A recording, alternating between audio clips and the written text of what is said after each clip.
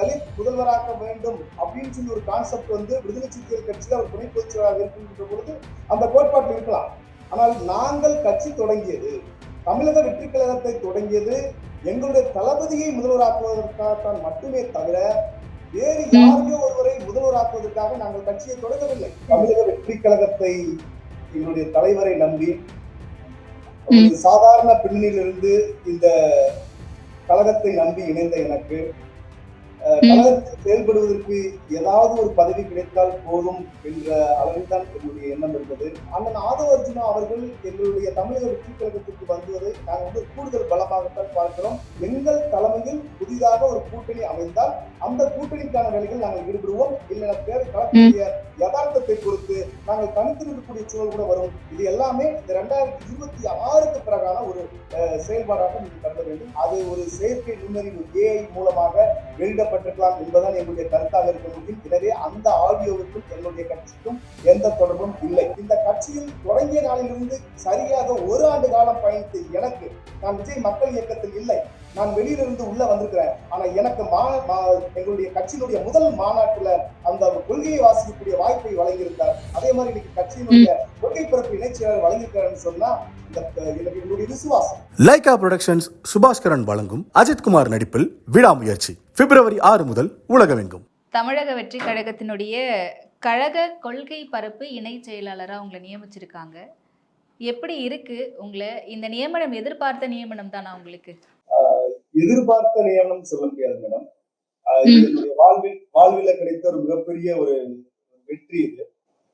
தமிழக வெற்றி கழகத்தை எங்களுடைய தலைவரை நம்பி சாதாரண பின்னணியிலிருந்து இந்த கழகத்தை நம்பி இணைந்த எனக்கு கழகத்தில் செயல்படுவதற்கு ஏதாவது ஒரு பதவி கிடைத்தால் போதும் என்ற அளவில் தான் என்னுடைய எண்ணம் இருந்தது. அதிலும் குறிப்பா நான் வந்து ஒரு பேராசிரியராக இருந்ததனால், ஒரு முனைவராக இருந்ததனால் மேடை பேச்சு எனக்கு இயல்பாக வரும் என்பதனால் எனக்கு அந்த கொள்கை பரப்பு அணியில் ஒரு இடம் கிடைத்தால் போதும் என்ற அளவில் என்னுடைய எண்ணம் இருந்தது. ஆனால் என்னுடைய தளபதி தமிழக வெற்றி கழகத்தினுடைய கொள்கை பரப்பு இணை செயலாளராக இந்த ஒரு பொறுப்பை எனக்கு வழங்கியிருப்பது எனக்கு மிகப்பெரிய மகிழ்ச்சியை தருகிறது. இதற்கு என் சார்பாகவும் நான் சார்ந்திருக்கக்கூடிய இந்த கோவில்பட்டி பகுதி மற்றும் தூத்துக்குடி மாவட்டம், அதே மாதிரி ஒரு எளிய பின்னணியில் இருக்கக்கூடிய இளைஞர்கள் சார்பாகவும் என்னுடைய தளபதிக்கு பொதுச் செயலாளர்களுக்கு இந்த நேரத்திலே உங்கள் மூலமாக என்னுடைய நெஞ்சார்ந்த நன்றிகளை தெரிவித்துக் கொள்கிறேன். ஓகே, தமிழக வெற்றி கழகத்தை பொறுத்த வரைக்கும் மாவட்ட செயலாளர்கள் நியமனம் நடந்துகிட்டு இருக்கு. இதுவரைக்கும் 3 கட்டங்களாக இந்த நியமனங்கள் முடிந்திருக்கு அப்படின்ற செய்தியை பார்த்தோம். தொடர்ந்து இந்த பொறுப்புகளினுடைய அடிப்படையில பல நியமனங்கள், பல பொறுப்புகள் வந்து வழங்கப்பட்டிருக்கு. குறிப்பா கிட்டத்தட்ட ஒரு 19-20 பேருக்கு கொடுத்திருக்காங்கன்னு நினைக்கிறேன்.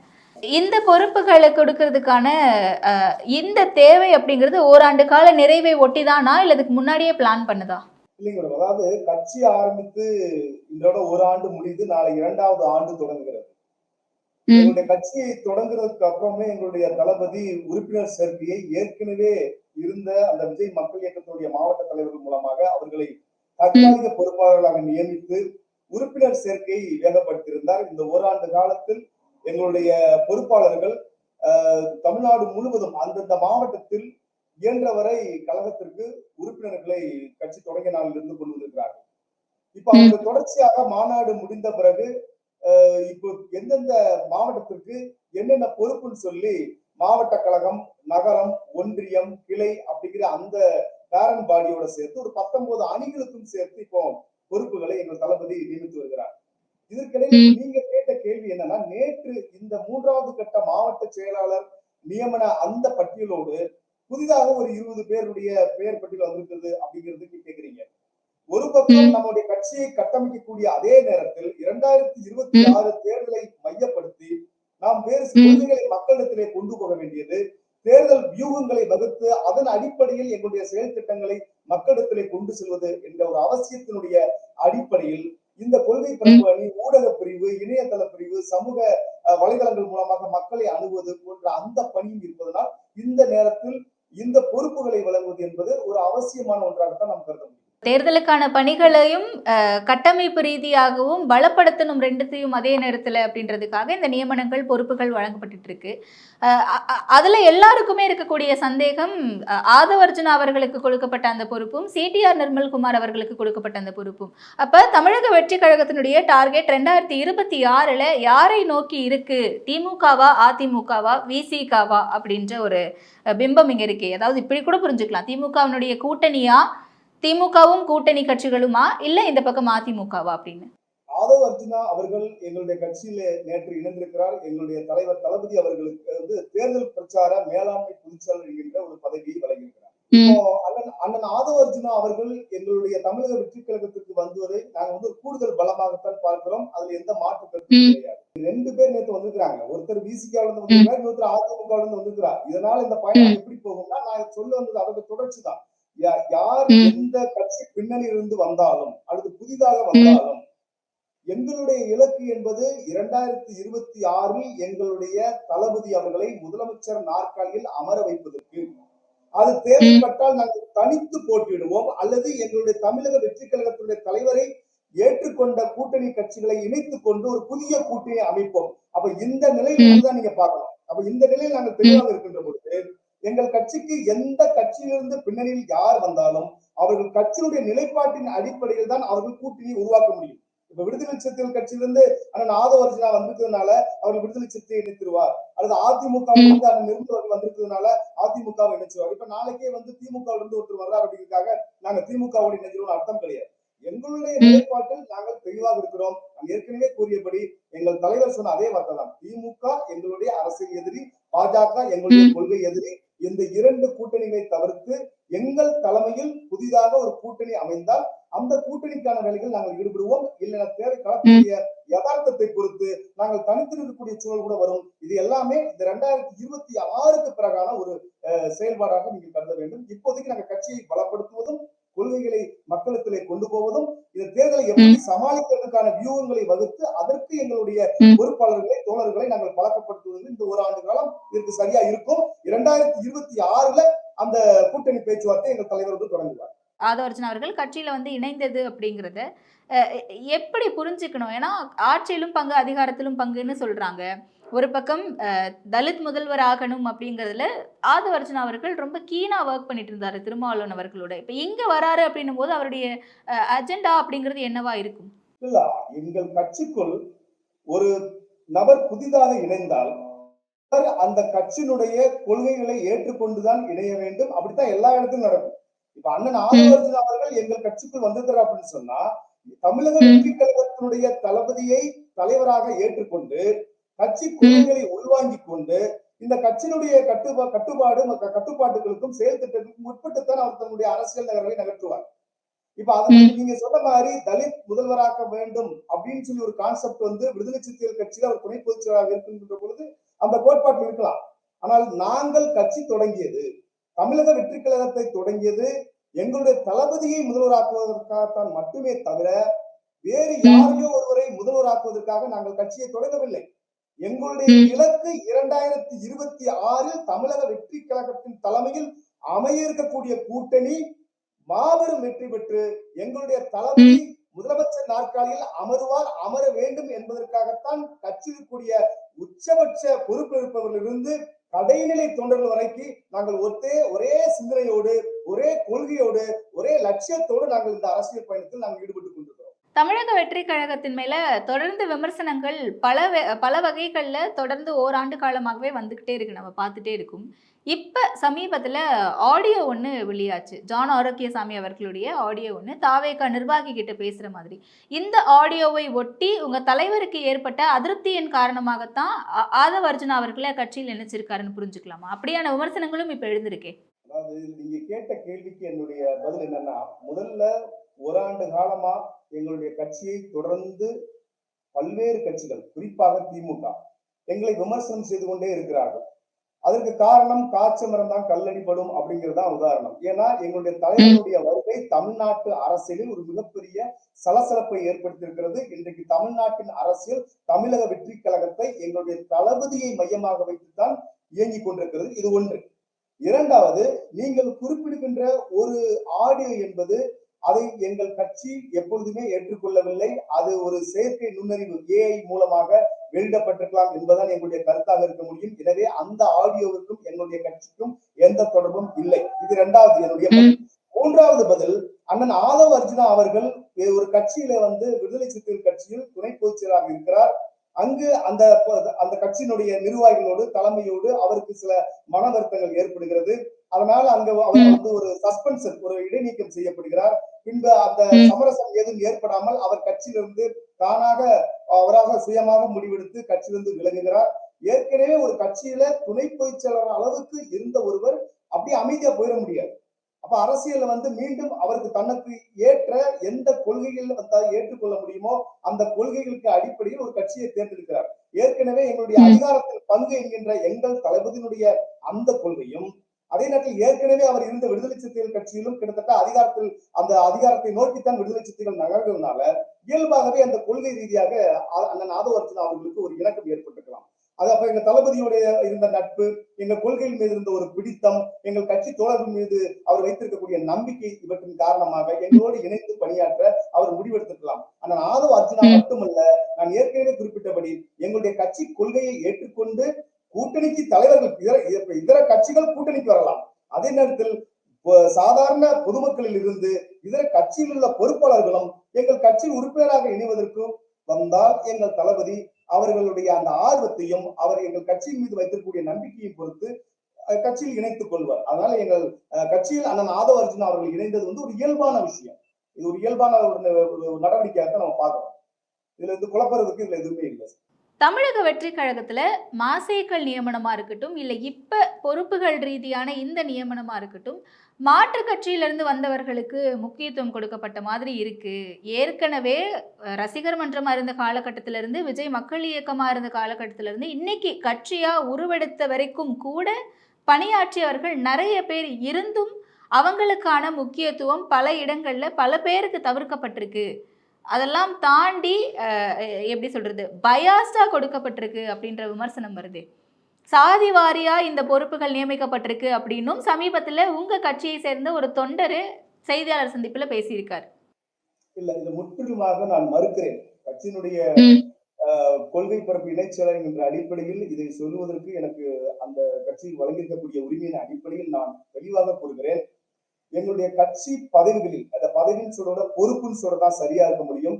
இந்த பொறுப்புகளை திறம்பட ஏற்று நடத்துவதற்கு தகுதியுள்ள அத்தனை விஜய் மக்கள் இயக்கமாக இருக்கின்ற பொழுது யாரெல்லாம் பொறுப்பெடுத்து செய்தார்களோ அவர்கள் கட்சிக்குள்ள வரும் பொழுது அதே அந்த பொறுப்பை ஏற்று செயல்பட தயாராக இருந்தால் அவர்களுக்கு எங்கள் தளபதி அவர்கள் உரிய பொறுப்புகளை தொடர்ந்து வழங்கி வருகிறார். 3 பட்டியல் வெளியாகிறது. இன்னும் பல பட்டியல்கள், மொத்தம் நாங்க ஒரு 120 மாவட்டமாக பிரிக்கலாம் என்கின்ற அந்த எண்ணத்தின் அடிப்படையில் 2 தொகுதிகள், சில இடங்கள்ல 1 தொகுதி, சில இடங்கள்ல 3 தொகுதி ஒரு மாவட்டத்திற்கு வைத்து அந்த பொறுப்பாளர்களுடைய ஆர்வம், திறமை, அர்ப்பணிப்பு உணர்வுக்கு அடிப்படையில் அவர்களுக்கு மாவட்ட செயலாளர் பொறுப்புகளும் இதர பொறுப்புகளும் வழங்கப்பட்டு வருகின்றன. இதுல எந்த விதமான சாதியோ, ஏன்னா பிறப்புக்கும் எல்லா உயிர்க்கும் அப்படிங்கிற ஒரு தத்துவத்தை அடிப்படையாக கொண்ட கட்சியில ஜாதி, மதம், பாலினம், பிறப்பிடம் இந்த மாதிரி பாகுபாடு எங்கள் கட்சியில் கிடையாது. இப்போ ஒரு விஷயத்தை தெளிவா புரிஞ்சுக்கோங்க. ஒரு மாட்டு வண்டி மாதிரி 2 சக்கரம் வேணும். இப்போ ஒரு சக்கரம் என்பது இத்தனை ஆண்டு காலம், ஒரு 30 ஆண்டு காலத்துக்கு மேலாக எங்களுடைய தளபதியினுடைய கரங்களை வலுப்படுத்தி கொண்டிருக்கக்கூடிய எங்களுடைய ரசிகர் மன்றத்தை சேர்ந்த, நற்பணி மன்றத்தை சேர்ந்த, விஜய் மக்கள் இயக்கத்தை சேர்ந்த தோழர்கள், இவர்கள் ஒரு சக்கரம்.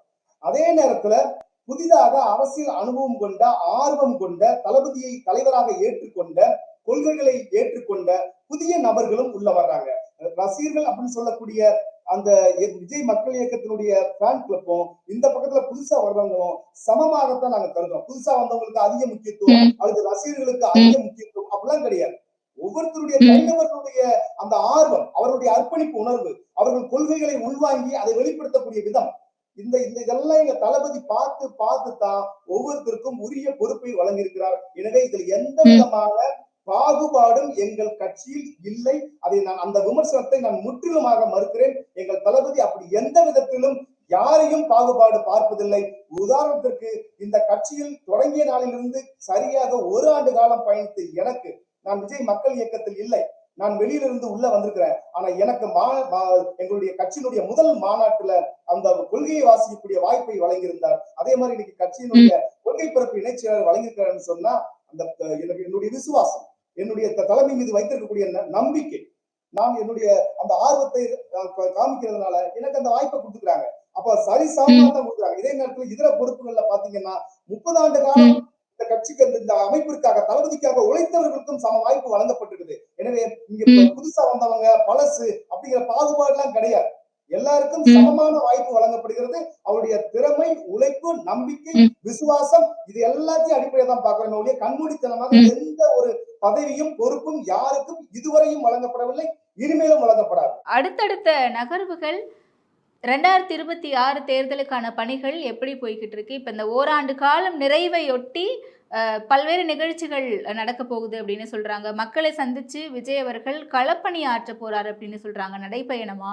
அண்ட் குறிப்பா வேங்கை வயல் பிரச்சனை இன்னைக்கு மிகப்பெரிய அளவுல பூதாகரமாகி இருக்கு. அதே சமுதாயத்தை சார்ந்த 3 பேர், பாதிக்கப்பட்ட 3 பேரையே இன்னைக்கு குற்றவாளிகள் அப்படின்னு குற்றப்பத்திரிகையில தாக்கல் செய்திருக்காங்க.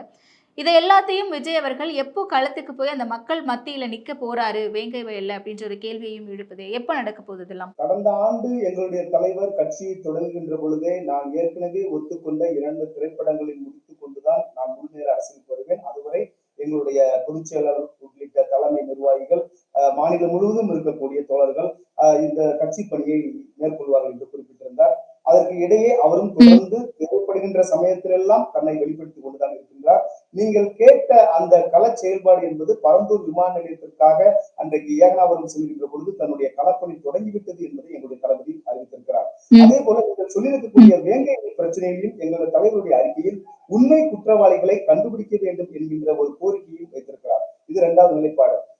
ஏற்கனவே ஒத்துக்கிட்ட அந்த திரைப்படம் கடைசி 69வது திரைப்படம் இன்னும் சில நாட்களில் முடிவடைந்த பிறகு முழுமையாக எங்களுடைய தலைவர் 24x7 தமிழ்நாட்டினுடைய ஒவ்வொரு மக்களுடைய பிரச்சனைக்காக களத்தில் இறங்கி போராடுவார். அவருடைய பிரதிநிதியாக அந்தந்த பகுதியில் நாங்களும் இறங்கி மக்களை சந்தித்து பிரச்சனைகளுக்காக போராடுவோம் என்பதை தெரிவித்துக்கிறேன். இப்போ இங்க எங்களுக்கு முன்னாடி ஒரு 3 விதமான சவால்கள் இருக்குது மேடம். இப்போ உங்களுடைய நேர்காணல் மூலமாக ஏற்கனவே வெல் எஸ்டாப்ளிஷ்டு பொலிட்டிக்கல் பார்ட்டிஸ் அப்படின்னா அவங்களுக்கு தேர்தல்களை மட்டும் பார்த்தா போதும். இப்ப எங்களுக்கு என்னன்னா, ஒரு பக்கம் நாங்கள் கட்சியினுடைய கட்டமைப்பை நாங்கள் உருவாக்க வேண்டும், அதை பலப்படுத்த வேண்டும். ஏன்னா நாங்க 1 வருஷ காலம் உறுப்பினர்கள் சேர்த்துட்டோம். இப்ப நாங்க பல்வேறு பொறுப்புகளை நாங்கள் நியமனம் செய்து வருகிறோம். நீங்களே சொன்ன மாதிரி அதுல சில முரண்பாடுகள், கருத்து வேறுபாடு இருக்குது. அதையும் எங்கள் தளபதி முழுமையாக சரி செய்துவார். இந்த கட்டமைப்பு பணிகள் என்பது ஒன்று. 2வது எங்களுடைய கட்சியினுடைய கொள்கைகள். ஏன்னா கொள்கை என்பதுதான் ஒரு மக்களை அந்த அரசியல் கட்சியை நோக்கி ஈர்க்கும். அந்த ஈர்ப்பு தான் அந்த கட்சியின் மீது ஏற்படும் ஒரு நம்பிக்கையை ஏற்படுத்தும். அந்த நம்பிக்கை தான் வாக்குகளாக மாறும். அந்த வாக்குகள் தான் எங்களுக்கு அதிகாரத்தை பெற்றிருக்கிறோம். அந்த அதிகாரத்தின் மூலமாகத்தான் நாங்கள் மக்களுடைய தேவைகளையும் பிரச்சனைகளையும் சரி செய்ய முடியும். அப்போ நாங்கள் யார், எங்களுடைய கொள்கை என்ன என்பதை மதச்சார்பற்ற சமூக நீதி அப்படிங்கிற ஒரு கொள்கை ஒரு வரியில முடிஞ்சிருது. அப்ப இந்த வரியை நாங்க கொண்டு போய் மக்களுக்கு சேர்க்கிறோம். ஏன்னா தலைவர் தமிழ்நாடு முழுவதும் இருக்கக்கூடிய ஒவ்வொரு குடிமகனுக்கும் அவர் தெரியும். எங்கள் தலைவரை இனிமேல் கொண்டு போய் சேர்க்க வேண்டாம், ஆனால் எங்களுடைய கொள்கைகளை கொண்டு போய் சேர்க்க வேண்டிய 2வது பணி எங்களுக்கு இருக்குது. இதோடு சேர்த்து நீங்கள் குறிப்பிட்டது போன்று தமிழ்நாடு முழுவதும் விடுதலை அடைந்து இத்தனை ஆண்டுகாலம் 47 இருந்து இன்னைக்கு 2025 வரைக்கும் கிட்டத்தட்ட 77-78 ஆண்டு காலமாக இன்னும் தீர்க்கப்படாத மக்கள் பிரச்சனைகள் தொடர்ந்து இருந்து கொண்டே இருக்கின்றன. அப்ப இந்த பிரச்சனைகளுக்காக நாங்கள் குரல் கொடுக்க வேண்டும். அப்ப மற்ற அரசியல் கட்சிகளில் இருந்து தமிழக வெற்றி கழகம் முற்றிலும் மாறுபட்டு 3 வித செயல்பாடுகள் நாங்கள் தொடர்ந்து ஈடுபட்டுக் கொண்டிருக்கிறோம். எங்கள் தலைவரும் அதற்கு விதிவிலக்கல்ல. அவரும் தொடர்ந்து மக்களுக்காக, கட்சிக்காக அவரும் செயல்பட்டுக் கொண்டே இருக்கிறார். பொதுச் செயலாளர், அதே மாதிரி பொருளாளர் உள்ளிட்ட பல்வேறு உயர்மட்ட நிர்வாகிகள், ஒவ்வொரு மாவட்டத்திலும் இருக்கக்கூடிய மாவட்ட பொறுப்பாளர்கள், அணி பொறுப்பாளர்கள், கிளை பொறுப்பாளர்கள் எல்லாருமே இந்த 3 செயல்பாட்டையும் செய்து கொண்டிருக்கிறோம். அதனால எங்களுடைய செயல்பாடு என்பது நன்கு திட்டமிடப்பட்டது, நன்கு வடிவமைக்கப்பட்டது. இந்த விமர்சனங்களுக்கெல்லாம் அப்பாற்பட்டு நாங்கள் மிக தெளிவான அரசியல் பாதையில் நாங்கள் பயணித்துக் கொண்டிருக்கிறோம். எங்கள் இலக்கும் தெளிவாக இருக்கிறது. 2024 எங்கள் தளபதி வெற்றி பெறுவார் என்கின்ற அந்த முழு நம்பிக்கையோடு நாங்கள் இந்த 3 பணிகளையும், அதாவது கட்டமைப்பு, கொள்கைகளை பரப்புவது, மக்களுக்கான பிரச்சனைகளை பேசுவது என்கின்ற அடிப்படையில் நாங்கள் முழு ஈடுபாட்டோடு செயல்பட்டுக் கொண்டிருக்கிறோம். லைகா புரொடக்ஷன்ஸ் சுபாஸ்கரன் வழங்கும் அஜித்குமார் நடிப்பில் விடாமுயற்சி பிப்ரவரி 6 முதல் உலகமெங்கும்.